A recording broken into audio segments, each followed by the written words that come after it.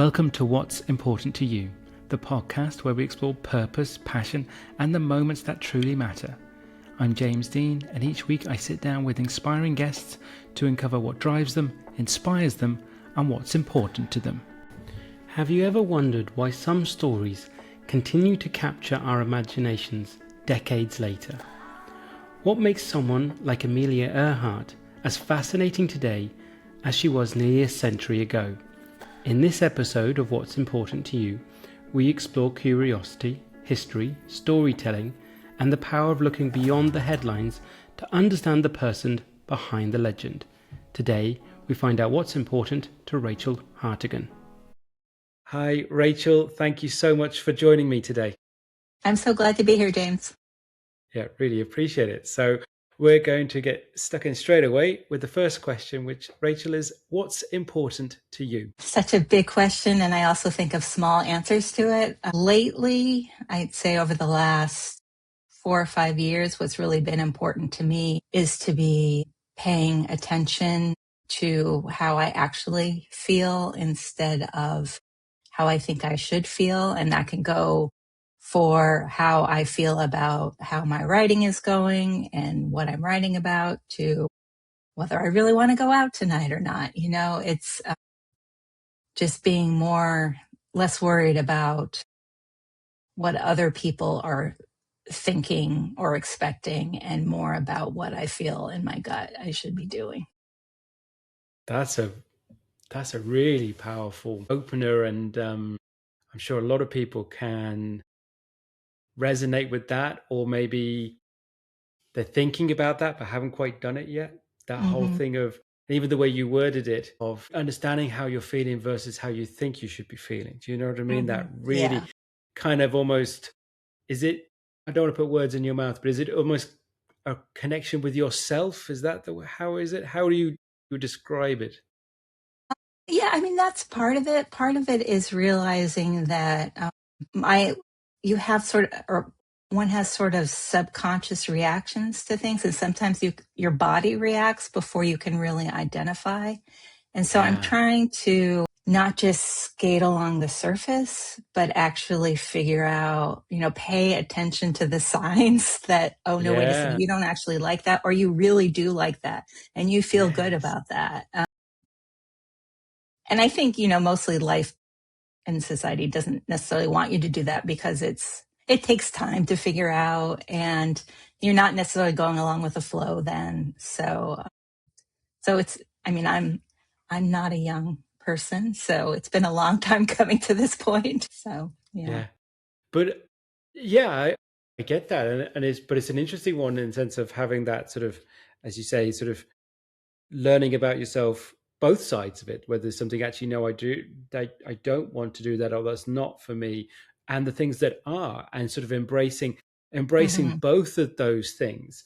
But I think it is an element, I think, that consciousness, or I say bringing the subconscious to conscious, as you kind of said, it sort of does take time and does take experience in some ways, in that, like, I don't think, even if you were if a younger person was to say it, you'd be kind of going, okay, come back to me in another 10 years, or come back to me in another 15 years, and you'd relearn it again. It's not to say that they haven't, but I think sometimes it's through life itself that we do learn about these things, and you can kind of go retrospective. If I only knew back then. It's what I mean is that then you can kind of get caught up in the shoulda, woulda, coulda thing versus what can I do now?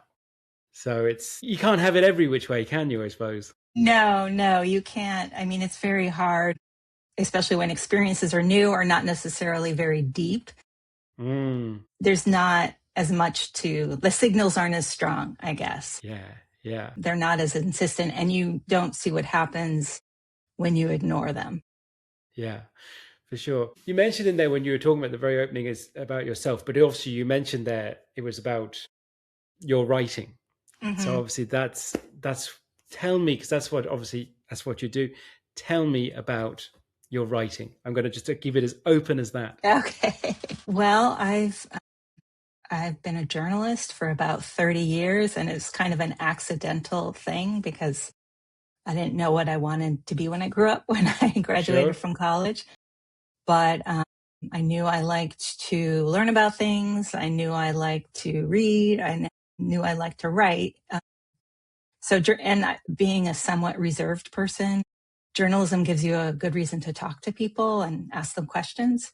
So I just sort of fell into journalism, and the last largest, and I did all sorts, I mean, I covered education and I covered sort of culture, but the last big chunk was working for National Geographic, covering just a wide variety of things. Kind of, National Geographic covers the world and all that's in it. And I did more of the all that's in it than the world part, but, wrote about science and culture and all sorts of things, conservation. And through all of that, one thing that's really wonderful about being in a writing profession is that you get editing, which can be painful, but it's such a great way to learn. And it's not just learning how to write, but it's learning how to think, and it's learning how to gather information. And I've just really loved that. And I mean, as you were talking about, experience builds up. So, your instincts are better. And that's really been true with writing. I can say, oh, this doesn't sound right. Why doesn't this sound right? And sometimes that means I just need to rewrite something, or sometimes that means I realize that means I don't have enough information. So I need to do more research or reporting. But it's been my career, and it's just culminated in my first book out when I turned 55, about Amelia Earhart. And that was based on an expedition I went on with National Geographic. Wow, that's incredible. I mean, again, I love talking to people like yourself who've had those sort of length of careers, but also I'm sure how that career has changed and how the Yeah. different subject matters that you've Mm-hmm. wrote about. And Mm-hmm. when you initially with the journey, when you started, was it sort of newspaper, was it magazine, or was it, and then, what was the very beginnings of your sort of writing career, I suppose? The very beginning was a very administrative job at a cowboy magazine in Carson City, Nevada. So that was my beginnings. But it was a neat little magazine. It was aimed at spreading the good news about what good things ranchers were doing for the environment, because, Yeah, ranchers have always been criticized. And I mean, they sure. had great photography, and it got me interested. And then I was still sort of lazing about the house, and my dad handed me an issue of Harper's Magazine and said, they're advertising for internships. You should apply. So, and Harper's Magazine is in New York, not Harper's Bazaar, the fashion, but Harper's, the intellectual magazine. Yeah. So I went and I had an internship there, and they have just sections of the magazine that is powered by, at least at the time, unpaid interns. Mm, So there were four of us crammed into this windowless room in the village in uh, in New York. And I mean, that was my first experience of reporting, and of asking people to tell me things or give me things that they didn't really want to give me. mm, And also of the camaraderie of that, of asking people, well, how do you think I should go about this? And just introduced to this world. And it was semi glamorous. I mean, the editor, Louis Lapham, swanned around in a pinstripe suit with a cigarette and yeah, it was a totally different world for me. sure. And from there, after that internship was over, I moved down to Washington, D.C., and I still live outside of there, for a magazine with the unambitious title of Civilization. And it was connected to the Library of Congress. So, sort of like Smithsonian Magazine is connected to the Smithsonian Museums, and National Geographic is connected to the Society. This was an attempt to do the same for the Library of Congress. So it was all about what was in the library, and then taking that idea and expanding it to big features. So we got passes to the stacks of the Library of Congress, which is pretty amazing, Yeah, and got yeah, to talk to all these curators about, they had these great maps that were made by Plains Indians, and they had cocaine from Freud that were found in Freud's papers, and all this cool stuff. yeah. So So that was all really fun and exciting. And the staff was really young. And I got introduced to Washington, which I never had intended to live there, but here I am still. Yeah, yeah.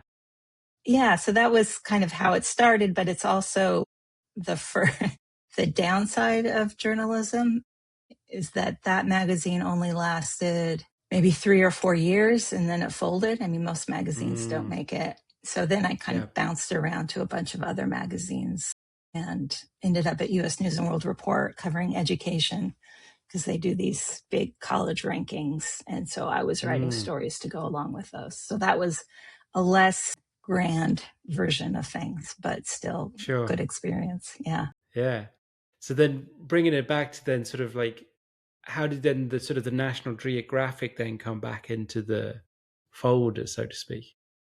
Well, I mean, a lot of Washington is a fair, if you're not doing political journalism, it's a Hmm. fairly small community. Sure. So just by working at US News and then people leaving US News, I just knew people. But in between those, I'd gotten married, I had a baby, and the Washington Post was advertising for a part time job on their book section. And, I've always been a huge reader. So I ended up getting this job at Bookworld. And going from over the course of 6 years, going from being a part time person, which was great, and eventually somehow, because people retired and, there were all Mm, sorts of changes there, I ended up being the editor of the section. And then, then they decided they didn't need an editor anymore. So I was laid off. So that was sort of a wild ride from mm. part time to leader to laid off. And after I was laid off, I briefly left journalism to work for an academic association. And I thought an academic association would have the same sort of liveliness and curiosity Mm, that journalism had had. That's been my experience at every place I've worked as a journalist. But weirdly, it didn't. It was much more mm. administrative. And then one of my old colleagues from US News had gone to National Geographic and he reached out and hired me. And I was really uncertain because I hadn't done anything Yes. like that. And so I was like, okay, I'll give it a try, but I Sure. never traveled down the Congo River or been a scientist or done any of these Yeah. things. So, or covered it. But it turned out to be just an amazing experience. I mean, I Yeah. just kind of threw myself in and tried to do what I could. Yeah, absolutely. And because you mentioned it there, that it sort of in some ways culminated with the book that you wrote about Mm, Amelia yeah. Earhart. And you said that, was it something about something that you always knew that you had an interest in her, or was it you said you went on an expedition? What was the sort of trigger that led you to sort of want to write or go into that detail about her? It was very random again.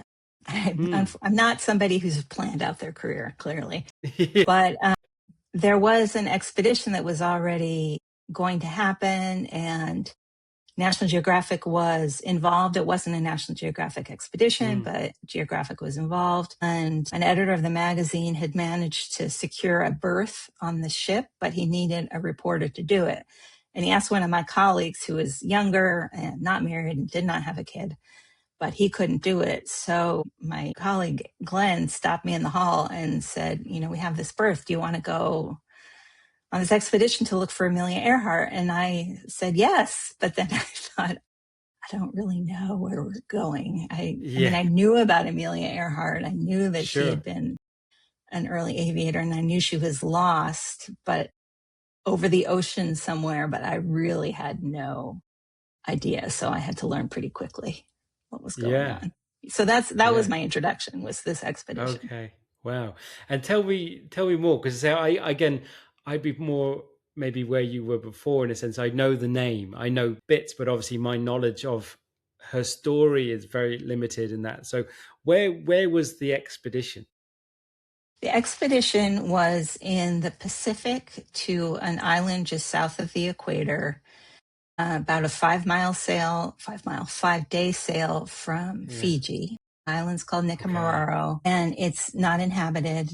And some people think, well, Amelia Earhart disappeared when she was attempting a round the world flight. She started in California, flew east, and had reached Lae, New Guinea, and was just a few steps from getting back to California.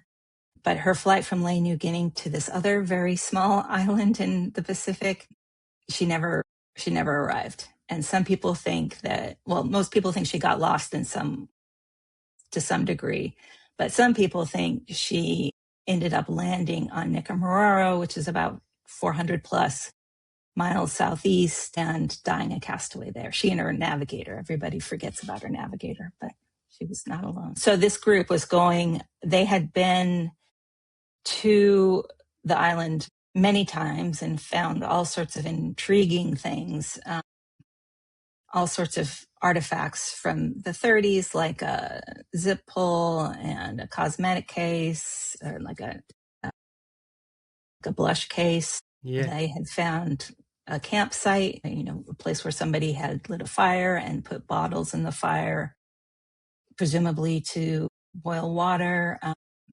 So there were a lot of intriguing things. And there had also, this island has such an interesting history. It's uninhabited right now, and it was uninhabited when Amelia disappeared. But just a few months after she disappeared, it was turned into a small British colony. She had disappeared in 1937, so the British were still colonizing at that time. And so the colonizers, some of the people there, the colonists, had found some bones at some point and had shipped them back to the colonial offices in Fiji, thinking that they might be Amelia Earhart's bones. But the doctor who measured them said, no, this was probably a man. But this group, the International Group for Historic Aircraft Recovery, thought, well, maybe the doctor got it wrong. Maybe those were really Earhart's bones. Let's look for the rest of the bones, because it was only 13 bones that had been found. So maybe the rest of the bones are on the island, and let's bring some human remains detecting dogs to see if they can find them. So that was the expedition. It was Wow. 4 dogs sniffing around looking for bones. Wow. What as you say, like, even just the going back to the sort of, do you want to go on this trip? And Mm-hmm. almost going, yes, but where are we going type thing. And knowing at the time, obviously, you had I assume your child was young at the time. Yeah, You he know, was 12, about to turn 12. 13. Yeah. Yeah. Yeah. Mm-hmm. So the undertaking, how long was the actual expedition for? It was about 3 weeks, but then Okay. I added on a few days to go on another wild goose chase to Kiribati, where somebody had said they'd seen a suitcase of bones. Who, yeah. Okay. So it was a So long yeah. time. Yeah. And I was really Yeah. apprehensive about, Sure. being so long away from my son and so far away from Yes. anywhere. Yes. I think it was maybe a 3-day sail to the nearest hospital. Yeah.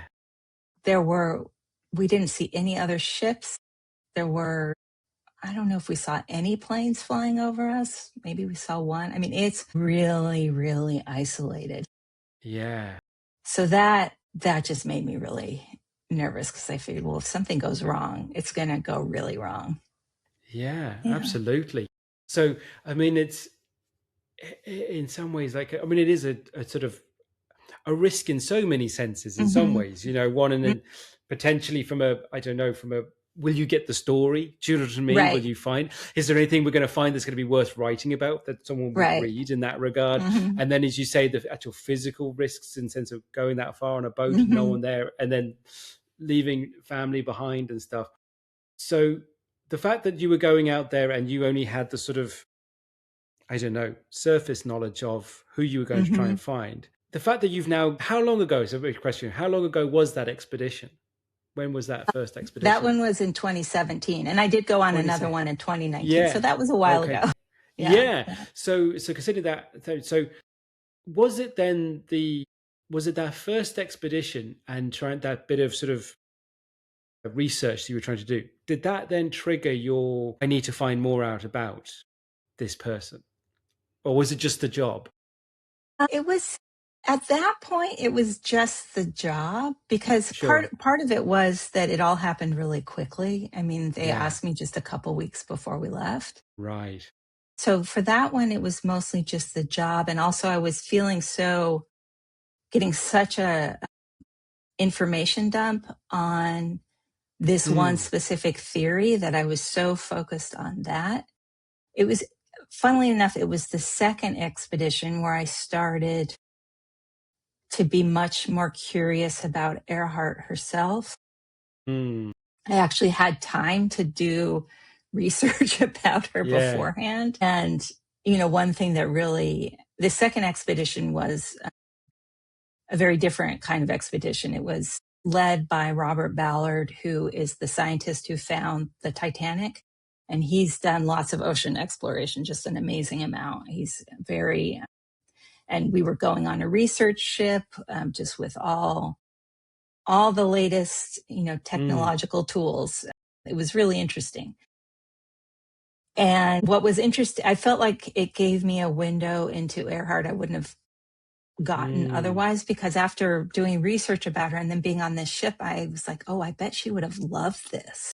Because Mm. here, she was doing cutting edge flight. She learned how to fly in the early 1920s, just when aviation was new. And she was very interested in all the latest things and in making this new thing be getting people to use it and really arguing for all its advantages. So that was sort of her frontier, was the air and aviation. But this was Mm. much more about a different frontier of exploring the ocean and using all these amazing tools, these underwater vehicles, to see things that few people had seen before. And I felt like it kind of clicked a switch where I got a little bit more of her mindset Mm. of, wow, this is new. Let's take it as far as we can take it.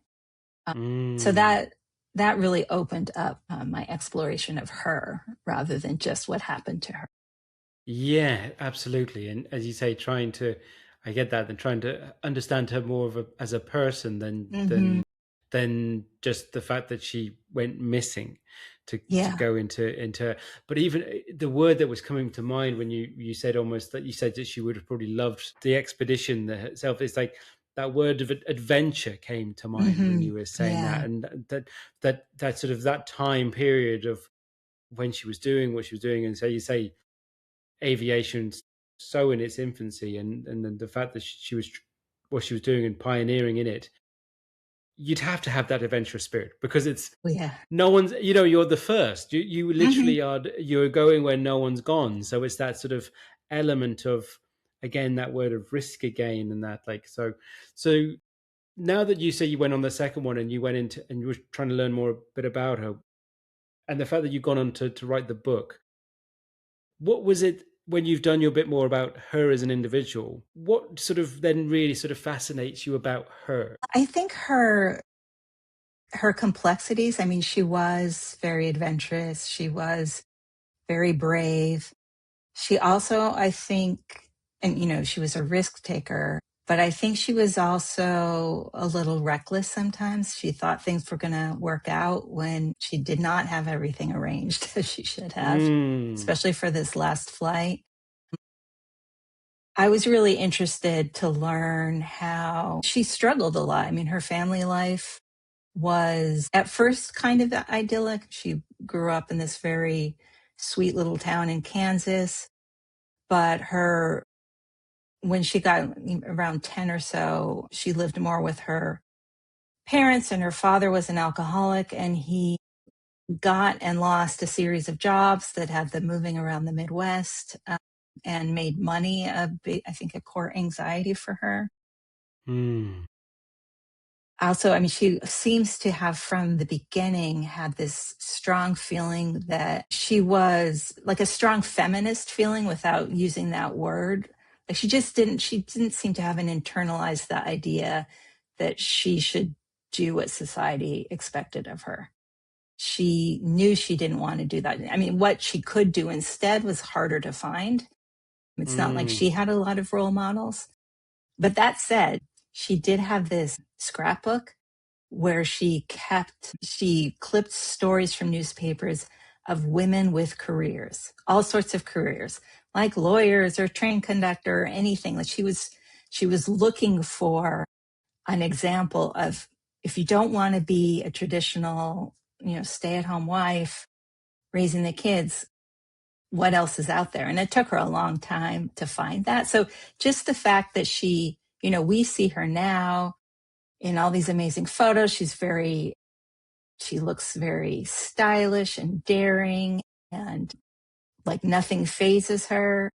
But until she was about 30, she was really struggling to find her way. And I find that very humanizing, and Mm. just a reminder that nobody starts out perfect. Nobody starts out as the Yeah. heroine or the superstar.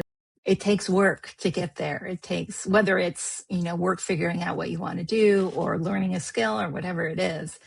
Nothing is automatic, which seems very obvious, but it was interesting to see it play out with her.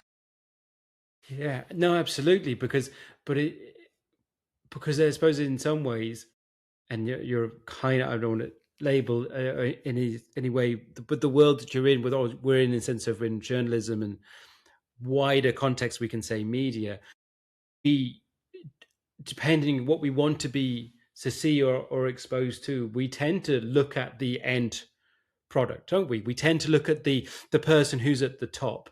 We look at, whether it be someone in the entertainment industry, whether it be in the sporting capacity or business, we see them in the, generally say, like the photos of Amelia Earhart. She's in the stylish, she's on the plane. I think the image I have in my head, they're looking at from, it Yeah, looks perfect, but right. we haven't seen the years before. Like anyone, we don't see everything that goes on in the background. Hmm. So it's, as you say, but it's only when people like yourself who go and you that word, I think you used it, that humanize people, isn't it? It's the what's going on, the struggles they've gone through, the how they've had to get to where they got to, the work behind it. It's if anything, it's more intriguing than the final shot. The final shot looks great, whatever the image Right. is perception, but the story is the how they got there is far more interesting, isn't it? Yeah. And I mean, the other thing is that she married a publicist, and Okay. he was really good at crafting her image. I mean, she started out, like the first time that when she became really, really famous, she wasn't married to him, but he was involved in arranging this flight that was going to be the first woman crossing the Atlantic. It was a year after Lindbergh made his historic flight, and Amelia was going to be on the flight, but she was just going to be a passenger. And her to-be husband, George Putnam, arranged all of that, arranged photos that made her look kind of like Charles Lindbergh. She cut her hair, she was wearing the long leather jacket. And so that was all crafted from the beginning. And she went along with it. I mean, it's not like she was just this passive person, and she developed this sort of humble persona. But again, that wasn't any more real than what we might see of some influencer now. Yes. And Yes. it's all, it was image, and it was image so she could do what she wanted to do, because if she had Yes. the good right image, then people would come and see her lectures, and that was the main money maker. And if she made enough money, then she could keep flying. So Yes. yeah, it was all part of the Yeah. machine.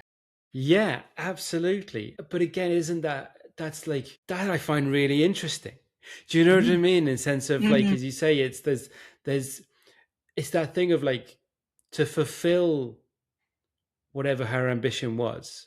It's almost like adding in, there's a practicality almost like of, Mm-hmm. and of what needs to be done. Well, you say that if there's finance to be raised, how do we do that? And all of those things coming together, and that, because I think it's funny, like we talk about sort of, again, the wider concept of media at the moment. You use the word influencer there as well, and that sort of how we think we we're doing what's always been done. It's just the medium is different. Do you know what Yeah. I mean? Yeah. It may look a bit more high tech, quote unquote, or Mm-hmm. fancier, but it's Mm-hmm. not like this hasn't been done for hundreds of years. Right. Right. It's no more authentic than, Yeah, yeah. yeah, absolutely. Yeah. in order for people to achieve, whether the sort of the ambition, it's not to say that what she was trying to do in a sense of be the first woman to do these flights is an amazing thing to do, but he said it still has to be funded. It still has to, it Right. doesn't just happen. You know what I mean? So I Right. think that, Right.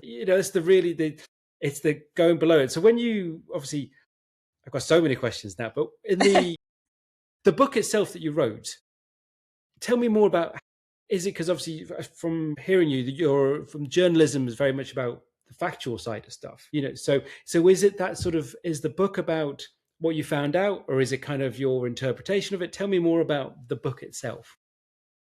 Well, the book, I struggled to figure out how to put this book together, but it's four braided narratives really of her life, and then the three main theories about what happened to her. Okay. So I didn't I didn't want to do a book just about what happened to her, because Sure. even though that's what I've been writing about for National Geographic, I felt like she got short shrift there, and she I just felt like those things all complement each other. Like, you can't really know about these theories without knowing about her, and you can't really know about her without understanding that she's driven all these Mm. people to keep searching for her decades after she disappeared. So that's the thrust of the book. And it is factual. I mean, Mm. I didn't imagine any scenarios or anything like Sure. that. But what I was really interested is not so much which theory was correct. I don't know. Nobody knows. Although people will Yeah. quibble with that, but there's no hard evidence for any of the theories. Some are more likely than others, Sure. I was so interested in why, sort of, why Amelia did what she did, and then why these other theories and the theorists had such traction. Yes. What drove them? What were the things that kept pulling them along? Because I had seen that with the expeditions, the people who thought she died a castaway, they would do their research, and it would feel like they came to a dead end, and then something would come along, or they'd find something that would be really intriguing, and they would just keep going, and they couldn't stop because there would always be that next little thing. And I felt that myself. And there was just so much interesting historical context that I think was lost. I mean, just kind of by necessity in a lot of news Mm. stories, just because there's no room to get into it or no space to get into it. So I really wanted to explore that too. Why did people think that the Japanese were involved in her disappearance? And then you learn about, well, the Japanese had all these islands before World War II, between World War I and World War II, and they weren't letting a lot of foreigners in there. So, and they were being pretty aggressive towards China. So everybody was suspicious. And then, of course, massive world war, lots of soldiers involved, rumors explode. You know, Yeah. I mean, that's a very short explanation Yeah. of it, but I Yeah. was just, the context of this all I Yeah. found fascinating. And it was just such a revelation to have the space and the time to explore them, Mm. because you're right, as a journalist there's always a word count and a time limit, and so you really have to stick to sort of the assigned piece. Mm. Whereas this, it was more like, well, where does my nose take me, basically. And Yeah. that was Yeah. really fun, very satisfying. Yeah, absolutely. No, it sounds really interesting, and I love the way that you described it there in a sense of, if I'm right in hearing about her, but then the three considered sort of strongest narratives or ideas of what happened, and I suppose it's then treating each of those ideas or theories with the same respect of the next one, and say, Hmm. not trying to, because I'm sure there's people in each of those camps who are trying to convince the other that this is the right and Yes. only answer, whereas Yes. you're coming from a more of a would I be right in thinking you're coming from a more curiosity perspective of going, I don't know, I'm just writing about it. Do you know what I mean? Yeah. Trying think, trying, instead of trying to go in to solve it. Do you know what I mean? You're not trying to, because if you can't solve it, that's the problem, isn't it? Yeah, I mean, I can. I don't have the means, but I Yeah, can explore why people sure. were obsessed with it. It is, And yeah. yeah, and that I just find so It is interesting. it is Yeah. actually because that was the point I was going to say there, and you just reminded me. There's the fact that even to now, and the fact that that last expedition that you went on yourself was 2019. The fact, obviously, when did you? Sorry, just clarify. When did you publish the book yourself? There, In March of this year. March. Yeah, it took a So while. even now, so 2026. Mhm. So it's the fact that the length of time, 100 years, or you know what I mean, Mhm. since, Mhm. and the fact that that intrigue is still there. That she's like, as much as I say, my knowledge about her was minimal. In the same way that I know the image, that I know the name, I know as much as the same way that I know about Marilyn Monroe. Do you know what I mean? Mhm. It's like that iconography, that sort Yes. of, it's that sort of, or it's like Pan Am, that time of, you know Yeah. that Yeah. sort of style, that era, that Mhm. sort of, I don't know enough about it, but it's in my head. And Yes. it's that sort of, I don't know if it's the start of glamour or something, that will be, she was very much that, especially the fact that she was a woman, and you say the Mhm. way that she was styled and the way that it was the sort of curated in some way. Mhm. I don't know, but she arguably must have been one of the most famous people in the world It at that was. time. Do Yeah. you know what I mean? So, and the fact that that's why that 100 years later, we still, even if you don't know about her, you still know of her. It's really Mhm. curious, isn't it? That she's, that longevity has remained. Yeah, I mean, I think part of it is that that was really she came up at the time of as mass media Mm, exploded, newspapers obviously, but then yeah, also newsreels, so people and radio. So she got an award from National Geographic for when she finally made her first solo flight across the Atlantic. And, she was celebrated at the White House. She walked over to National Geographic and gave her speech, and it was broadcast on CBS radio all over the country. So she was very much in people's consciousness. And she, I mean, it just helped that she was so photogenic. So we mm, still have these images of her that are sort of imprinted in our mind. And she was doing things that people didn't expect women to be doing, even though she was far from the only woman doing it. There were yes, quite a few other women pilots, but she ended up being the most famous one. And partly that's because of George Putnam, her husband, yeah, who made sure that she yeah, was in the news all the time.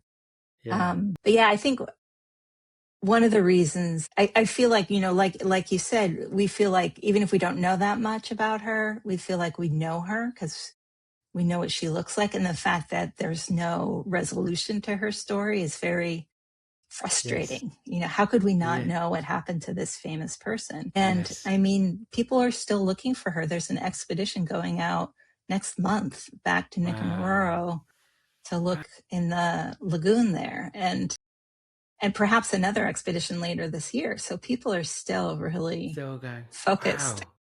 Yeah. When I was just thinking, it is that thing again, because it's almost like, because those photographs we have of her that I know in my head as well are those moments in time. So she has again that sort of, she never aged. So it's Right. like we still, the same as they say, I put it in the sense of those other, like Marilyn or my namesake, James Dean. Yes. You know what I Yeah. mean. You have, Hmm. because they were at that age. You never saw them again after Right. that. So they Right. keep, and then you say because of the time that she was, the, in a sense, of the real sort of explosion of, as you say, mass media, world media, and doing these world events in some, you know what I mean, Hmm. like that it would have got, like the fact that someone was flying across the oceans. So, and then the fact of this stop in time image of the last times we see her or whatever, all these images, it's like, so, and then it just, to say, keeps that intrigue going. And I suppose then if you have that eye for adventure yourself, and the people who keep Hmm. going to look and that, and Hmm. or if you've got that mindset that want, you say, versus, wants to solve it versus just the interest, it'll Hmm. keep Hmm.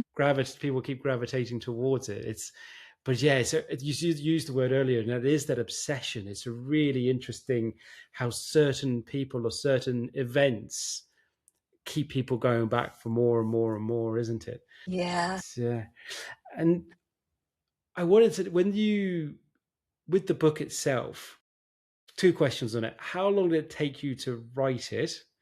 And then when you kind of got it finished and sort of published, what did it feel like? It took me a long time to write it. Yeah, Of For most of the time, I was working full time at National sure, Geographic, and then I during the same period I lost a quite a few family members, so I had to stop for that.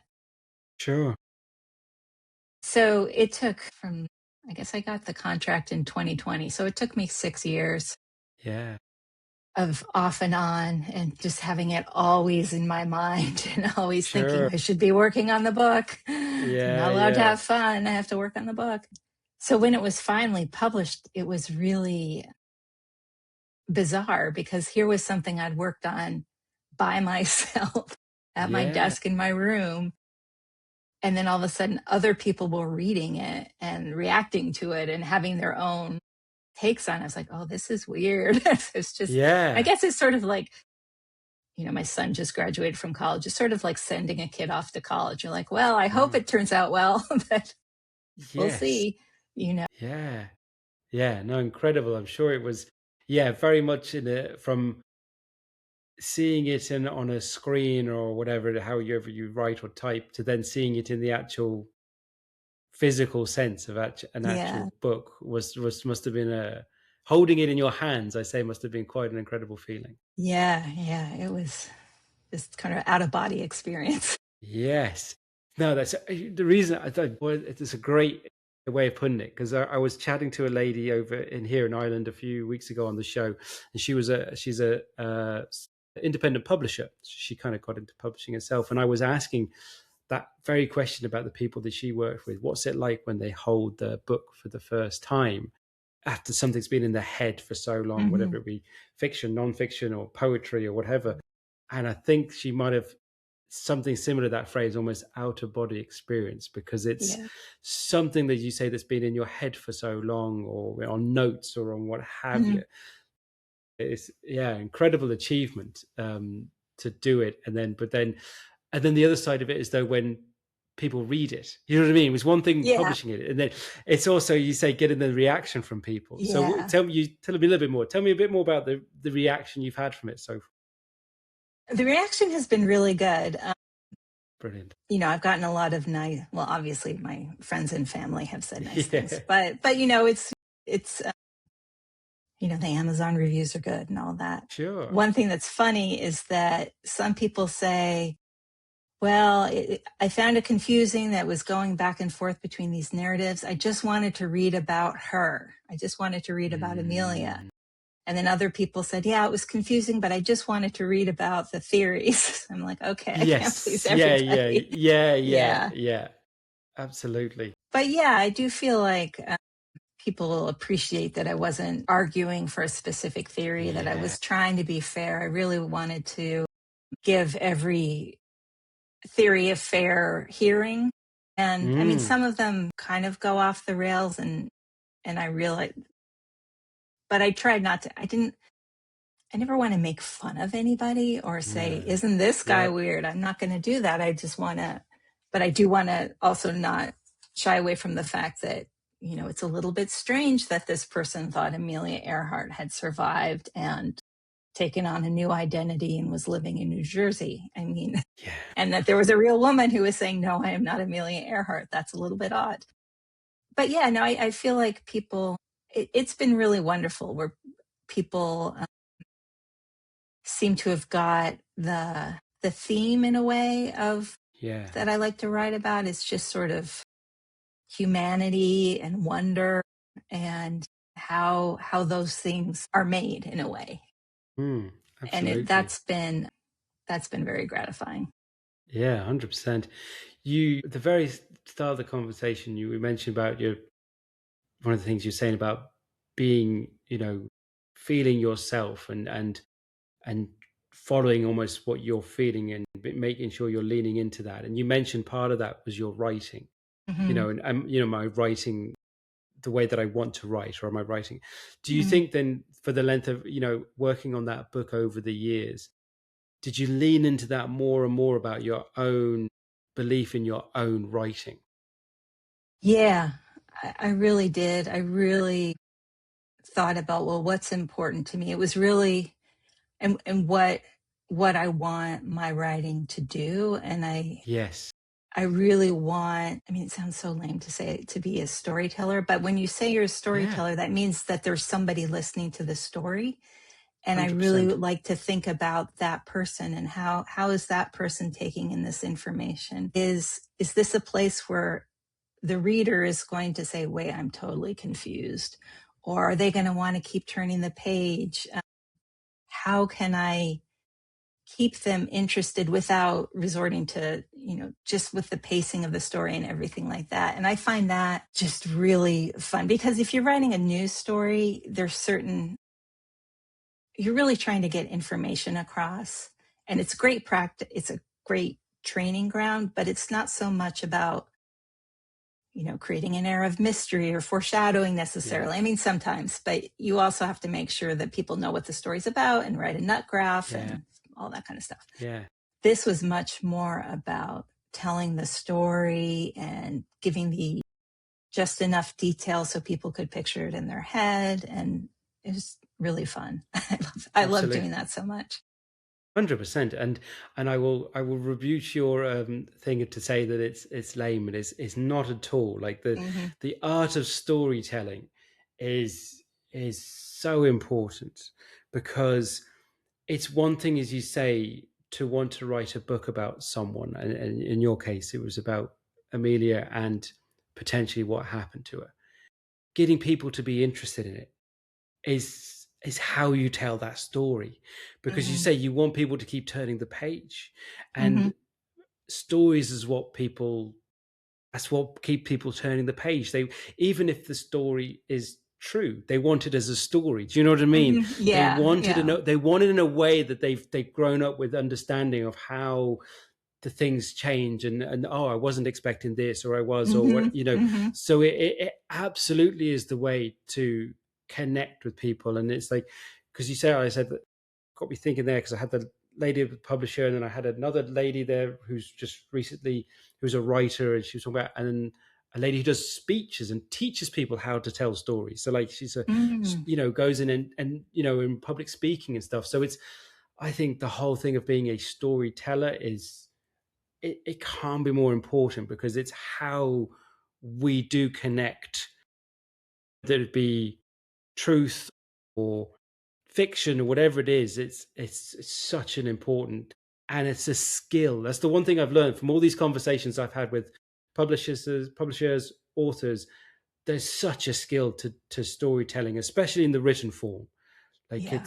it can't be underestimated how hard it is to get the, I'm sure, the right phrasing that connects what you want to say to the reader. Because I'm sure Hmm. when in your head, and then having to read it back or whatever, like, a massive skill to be able to do. Yeah, I mean, it's really hard. And I think the most challenging part of this book was when to provide certain bits of information.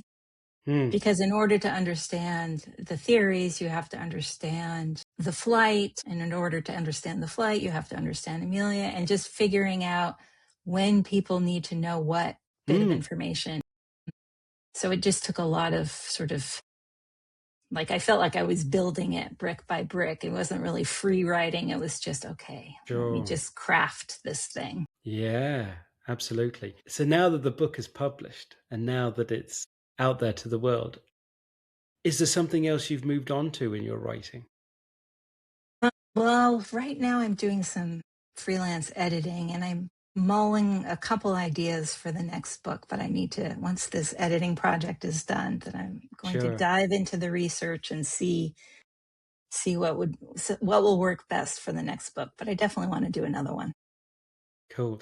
And is it on? Would you be staying with Amelia, or is it you going to go completely different topic, or have you decided? I think probably different topic, might be the same 1920s, 30s era, Yeah, or it might be more explorer related. I don't know. I have a few ideas yeah, that are, they're cool, not what, none of them are aviation, sure, but they're all explorer or mystery related. yeah, Yeah. cool, yeah. Because I mean, it's what I find fascinating about when I talk to people like yourself is the almost like the sliding doors moments of where things can Right. take us.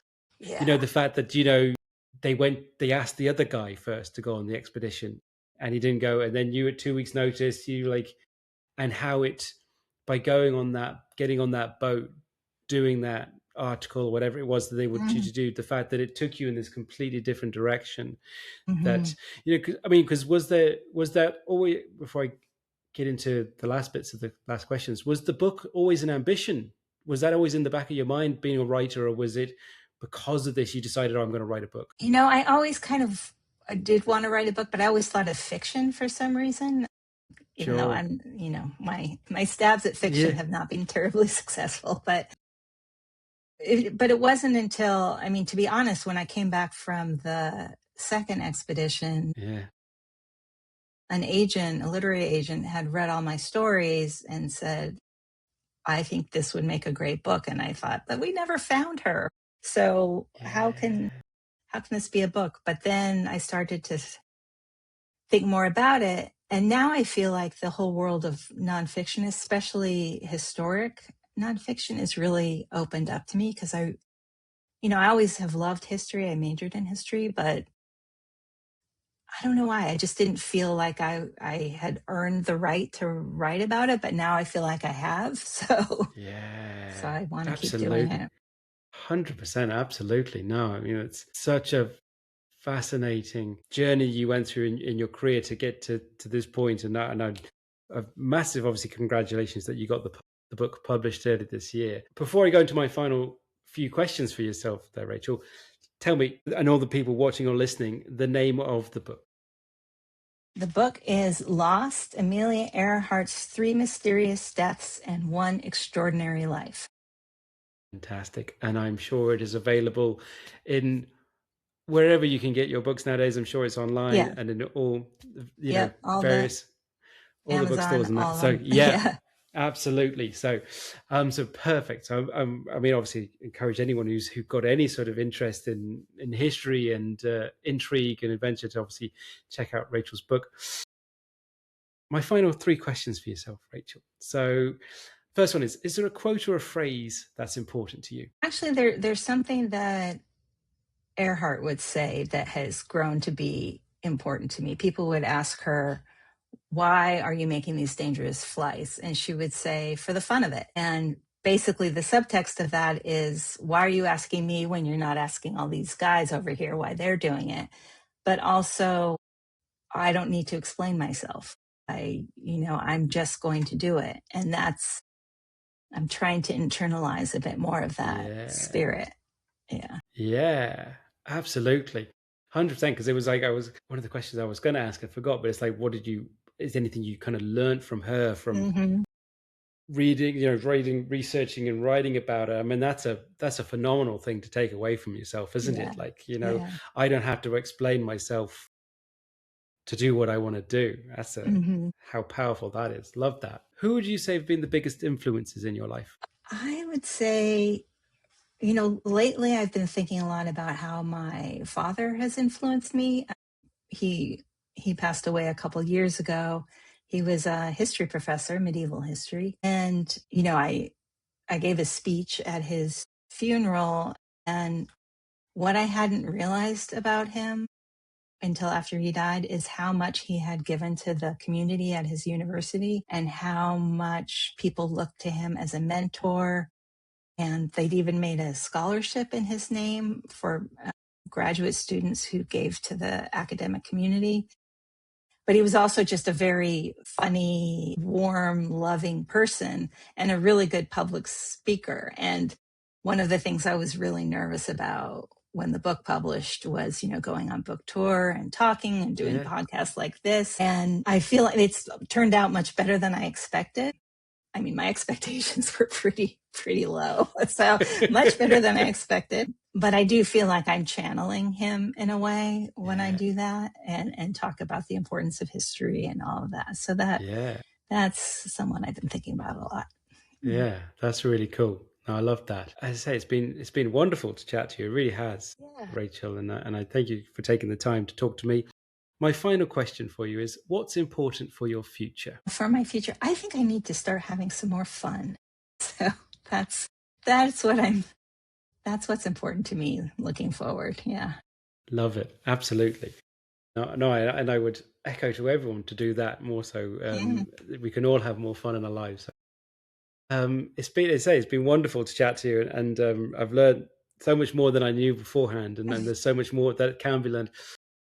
Obviously, I want to make sure people who are watching and listening know more about you and your writing, and obviously the book. So we'll make sure any links are in the show notes. But if you would like to Okay. shout out now where people can connect with you or find the book online.